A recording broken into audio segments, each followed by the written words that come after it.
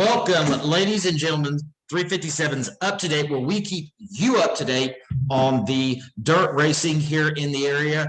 I'm your host, Garrett Thomas, alongside to that side, my co-host, Tyler Rust. Now, before we get started, we need to thank our sponsors, Chemstream Race Fuel. Use Chemstream, go fast. That simple. ACT, Tire and Auto in Flora, Illinois, as well as Ferris Commercial Mowers. So, Tyler, big weekend last weekend. Midwest Winter Nationals, week 3, third weekend in a row that they raced. Second time you ran it. Talk a little bit about your night.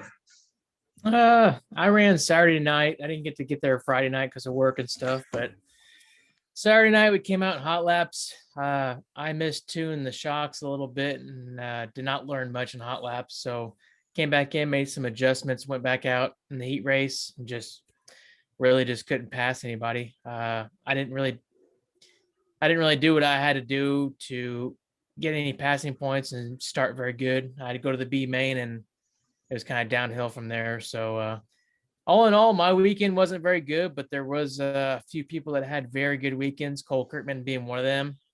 I think he swept Friday night and he showed up Saturday night, started on the pole. I think he started 5th in his heat race on Saturday night and won that. Started on the pole Saturday night and took home all the money. So we'll get in that a little bit later. But a lot of talk at the track. You're getting married, correct?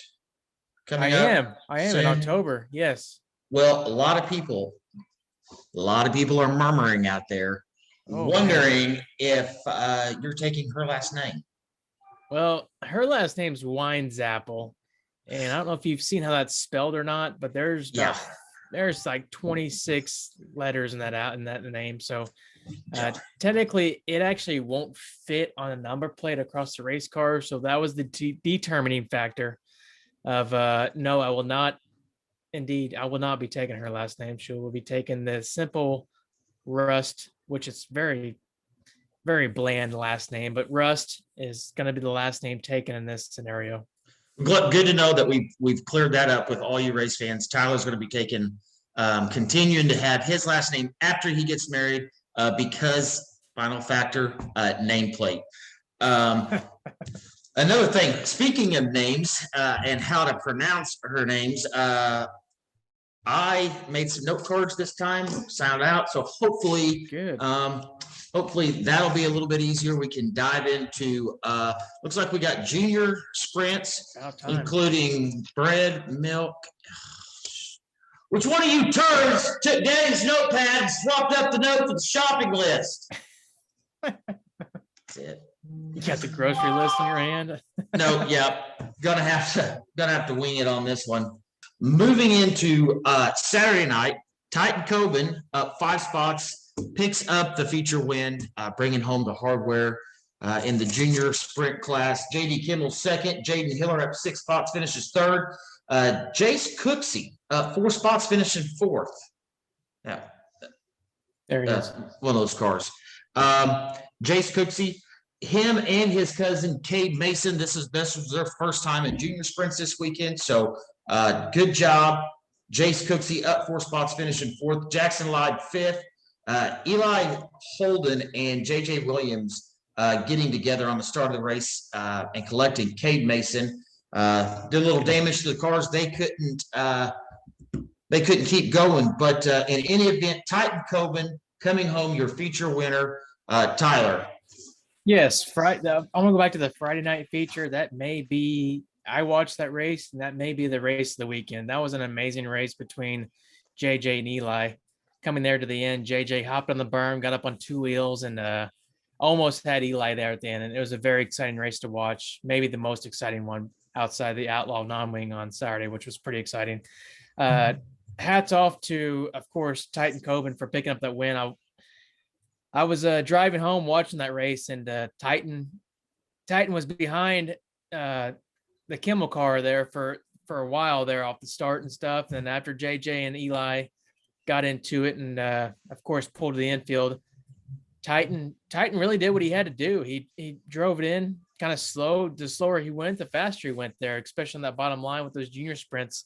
He hit his marks. I think he ended up getting by Kimmel out of turn 4 there and made the pass going into 1 and never looked back. He had a late caution. I was really worried that that may have, bobbled him up a little bit, but he continued to do what he had to do and he pulled off the victory. And that's going to be, that's his second win of his career. The first one came last year at SIR. I talked to his father, Chris, about that. And yeah, that's going to be one of many we're going to see this year. So I think Chris has finally got him tuned up and going in the right direction. So hats off to him this weekend for getting that Saturday night hardware. Absolutely. Absolutely. Good job to him on that. Tyler, let's move into the restrictor class. If you want to shoot us Friday, Saturday nights feature winners, top 5, probably one name that we're going to hear a lot of. Yeah, Jackson Wiggs. I mean, he's pretty much swept the weekend, made everything look pretty easy. I was watching that race Friday night, and it's stunk to see that Hunter Pruitt, of course, I've talked about him in the pre-race show. Hunter Pruitt got tangled up, went to the rear, and he was 4/10 faster than everybody on the track that race. And unfortunately, he was running 3 classes that night, I believe. So unfortunately, I think between switching cars and switching everything, he got disqualified after coming home second that race for an illegal right rear tire, I believe. So I think you're supposed to run spec tires in the right rear, and he didn't have that on there. So unfortunate for him, but still very fast on the top side on that race. And of course, Jackson Wiggs started third, finished first, did what he had to do, and just swept the weekend. So he looked very dominant all in all. Damon Heck, actually, once again this weekend. There you go. You got a sweatshirt on, the whole Heck stable. But he was right there that entire race on Friday night. And I thought he was going to get Wiggs there for a while. So it's exciting to see those two go at it. And I'm sure we're going to see them many weeks down the road going after it. Oh, yeah, I think so. Definitely showing a lot of speed there. Very fun races to watch. And like I said, just good kids all around. Moving on to Mod Lights. Friday night, 13 cars checked in. A lot more than we talked about last week, because last week we didn't know who was going to be there. Yeah.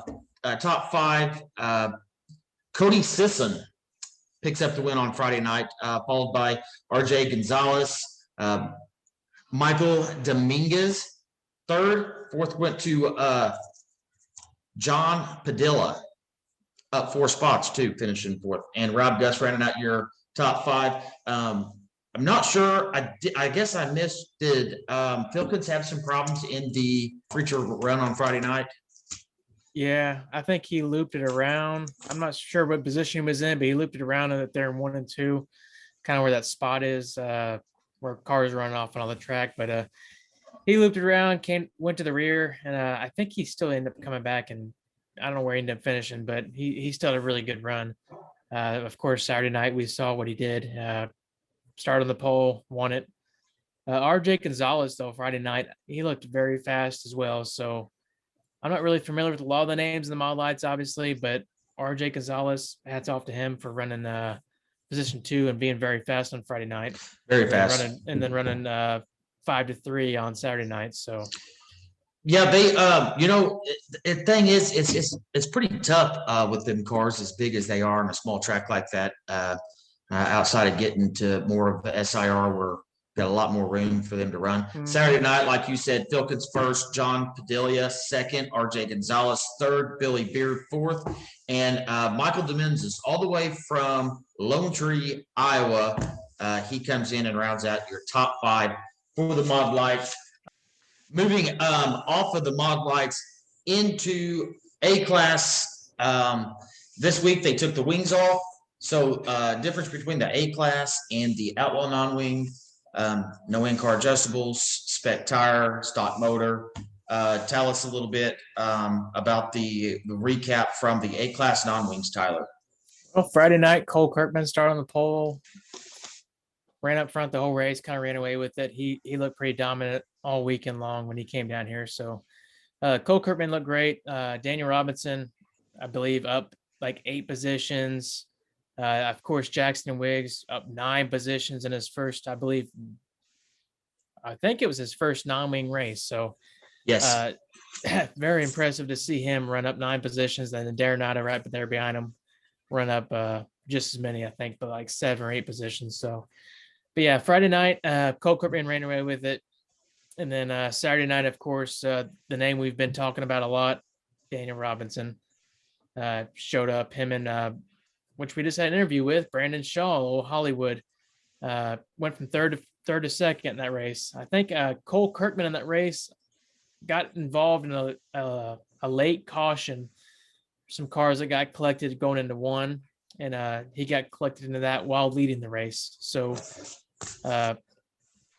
we could have seen a very good battle there at the end between Daniel and him, but unfortunate for Cole that he got collected in that, and we saw Daniel walk away with that race on Saturday night. So good run for all of them. Good run for once again Jackson and Wiggs on Friday night.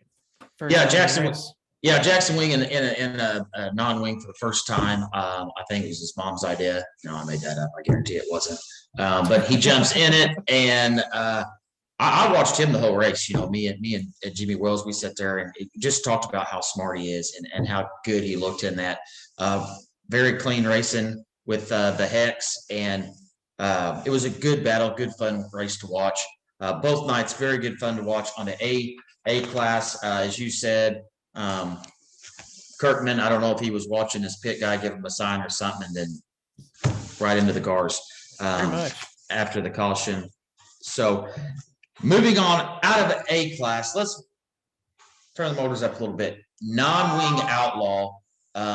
Saturday night's 2,500 to win race. Friday night, 33 cars checked in. So big fields. Cole Kirkman, as we said a second ago, won Friday night. Emerson Axsom second, Aiden Salisbury third, Matt Veach fourth. Matt Veach not only fourth, but I believe he started fifth. If you look on the results on your My Race Pass, it shows that he was up 1 spot. Not true. I believe he spun, caused the yellow. They put him at the tail of the field all the way back up to finish fourth. Very fast car. Leroy Carley fifth. So that was your Friday night's hard charger. Jake Cheatham up 12 spots, finishing 8th. So I think he had to race in from a B main. So for him to get started back there and pass all them cars, a good run by Jake Cheatham. Saturday night, 42 cars checked in for the 2,500 to win. I believe it was 100 to start. A features results. Cole Kirkman wins that one, sweeping the weekend, taking home $2,500, but not before making some new friends on the racetrack. I can tell you that much. I think that he got marked off of a lot of Christmas lists this weekend, and that's just rumor in the pits. I'm not one to start shit, but that's what I've been hearing. I know just kind of from pit talk, I think a lot of them's not going to send him a Christmas card this year. Second place, Daniel Robinson, Joby Miller third, Leroy Carley fourth, and Todd Kirkman, I believe that's Cole's dad, finishing fifth. Hard charger Darren Nida and Brandon Shaw all up 9 spots on Saturday night. But I tell you what, the last 5 laps of that race was, I believe, the most exciting race that we've seen, battle that we've seen at the Midwest Winter Nationals in the last 3 weeks. Joe B and Kirkman and Daniel end up getting up in there and getting second. But, I mean, slide job city, and it was very, very fun to watch. What do you think, Tyler? Oh, yeah. That couple restarts, I think it was the last restart. Joe B was restarting second. I told my dad on the drive home when I was watching it, I was like, this is Joe B's going to walk. He's going to work his way up there, and he's going to win this thing. But Kirkman did a good job as far as battling with Joe B and Daniel and pulling off the win. And like you said, Christmas cards not coming his way, but he got the paycheck. So that's all that matters this weekend for the Kirkman, for Cole and, his family and everything. So they came down here, did their job and did what they had to do, especially against some good talent, Joe B, Daniel, and everybody. So hats off to him this weekend. Saturday night's feature too, if you watch it. I actually had caught it on film. Casey Ryan had sent it out on a Snapchat, and the start of the A main, Jake Cheatham and Matt Beach, I think, get together coming into one on the first lap, full field of cars, and Cheatham does a 360 and keeps going like nothing ever happened. Oh yeah, that was wild. I watched that, and then we watched Landis. Yeah, Mike Landis go through the infield, and there's Christopher Bell. Yeah, every one of them. The infield. Yeah. So fun racing on that. Moving on to the final race of the night. That is the Winged Outlaws. Tyler, you've got them. Tell us what happened Friday and Saturday night. Friday night, Darren Nida, man, he just checked out and made everybody his, you know what? He looked very fast Friday night. There was many restarts, and he still made his way through traffic and everything, and he did what he had to do. Emerson Axum came up second, Daniel Robinson up 2 spots to third. So very impressive run for Darren Nida on Friday night. Saturday night, different story. Emerson Axum on Saturday night, man, I tell you what, I was sitting there watching that race, and he would run through that slick. It didn't matter where he ran, actually. Top, bottom, he got by Joe B, and he just checked out. He looked like he could make that car work anywhere, which is what we were familiar with seeing with him in that 10J chassis. Sorry, that's tough to say. Yeah. But 10J. But yeah, 10J. He made that car look amazing everywhere on Saturday night. He kind of walked away with the victory, which well deserved. Throughout the past 3 weeks when Emerson showed up, it looked like he had a car that was good for about like a good 40 lap car, not a good 25 lap car. And Saturday night he showed up and made that car work from lap 1 all the way to the end. So it's good to see him get a, you know. Yeah, we've seen that. We've seen that with Emerson Axum this last 3 weeks. Which he wasn't there the second week with the midgets, but you know, just been up front, just never been able to pull it off. Finally gets it done at the very last race for the last night of the last weekend of the Midwest Winter Nationals. Going back to Darren Nida, anytime that kid, grown up driver, gets in a wing car, he's fast. He's been fast all the races that they've had there. With the wing on, he's been there and he's competed and he's been up front. So like you said, hats off to Darren Nida. Daniel Robinson not running the Saturday night. Yeah, what was up with that? I didn't see what happened. I think after I think that was his last race. So total from all 3 weeks, he ran like 3,592 and a half laps or something. I don't know. Any event, was tired. He's like, I'm done for the night. I'm not even getting in that car. Of course, the Outlaw non-winged feature was a 40 lap feature. Yeah. So definitely wore out on that end with Daniel. So he didn't make the call. Decided just to go ahead and load all the cars up in one piece and head to the house. So there you have it, folks. That is the Midwest Winter Nationals Week 3 recap, Friday and Saturday nights. I want to talk about real quick before we go, since we were just talking about Outlaw Wing, though. I seen SIR make their 2021 yearly predictions for their track champions and stuff. And, you know, you have a 2-time champ coming in the Winged Outlaw division, Chris Coben. But I went ahead and wore his significant other, his fiance, his future wife, her shirt, because they neglected to say that she's going to be running Outlaw Wing this year. Oh, and gonna have a little competition out there. I'm just going to go ahead and say right now, Chris Coben, watch out, because your fiance is coming for the title this year, and it's not going to be pretty whenever she wins it over you. So just look out for that. It's going to be bad. But I tell you what you could do. This just popped in my head. They're getting married. You're getting married. You guys combine the weddings, have a double wedding, saving lots of money, buying new race car parts. Blah, blah, blah. Boom. That's not a bad idea. Yeah. That's like a double wedding. Exactly. Been practicing on my violin and my guitar. Maybe play a song when I get there. Guitar. The guitar, yes. Yeah, SIR coming up this year. Looking forward to a lot of battles, a lot of runs there. I know, we can see a lot of people that was here at the Midwest Winter National is going to be running a lot of races. I'm anxious to see what Wayne City's going to run this year and how many times they're going to run. I spoke with Jimmy. Looks like I'm going to maybe get to hop in the Kachow car a couple times for Wayne City. So very excited about that. A lot of upcoming races. Also this weekend, Power I starts their first race of the year, I believe. Oh, man. They'll be in I believe they're going to be in Texas. So be able to tune in. I think they're covering all Power I races on Map Plus this year. Of course, your USAC runs are going to be on Flow. World of Outlaws at Ozark this weekend in Missouri. That'll definitely be a good track to run. I did actually, you called me the other day, you told me to go back and watch the feature from Saturday night. Very good run. Oh, at the Rev down in Louisiana. Yes. Man, that was a damn good race. And that was a track they've never been to. And that's the first time they've been to, I believe. And that was a hell of a race to watch between Brad Sweet and David Gravel. Yep. Very good. Very good race there. So before we get off here, again, thank you for Chemstream Race Fuels. Use Chemstream, go fast. And sure. The ACT Tire and Auto in Flora, Illinois.